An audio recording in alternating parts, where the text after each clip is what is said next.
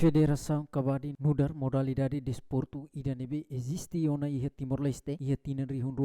ulu racing ida nebe ho esforço rasi kodi prepara recurso ba atleta sira kodi partisipa ia evento internacional sira iha railiur mas que nune iha tinane modalidade refere continua halo preparação ba atleta sira nebe makantes ne consegue partisipa ona ia evento importante sira iha railiur kodi continua halo preparação ba atleta sira kodi partisipa iha evento internacional Asean Games nebe tuir calendário tentativa se halau iha Japaun fulan outubro tinan Ne primeiro vez ita participa ita lau na fatin ita country na fatin ita prepara ita nian team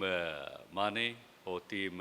feto nian dia kliutan buka jogador sira ida capaz usi Timor toma clarang ita iha plano mos kono participa iha ne evento mai oing ida iha kono va evento iha Asean Games iha full bulan outubro iha ne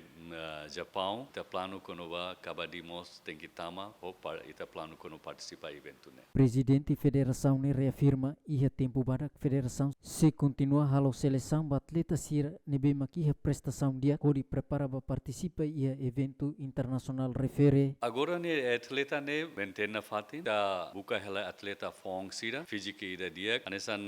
Laos kono ba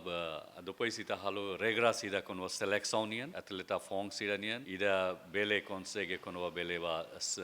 Asia Game agora fulan outubro ne. Recorda kata Federasaun Kabaddi Timor-Leste antes ne consegue lurion atleta selecionado balu ba participa ona iha jogu internacional balu iha railiur hanesan iha tinan rihun ruan ulu resin rua participa iha evento Bali Sport Tourism no iha tinan rihun ruan ulu resin tolu participa iha Indonesia Open International Kabaddi Championship Kabaddi Beach Open no iha tinan rihun ruan ulu resin 5 hetantan oportunidade consegue participa iha evento Sea Games. David Gonçalves, Yemen.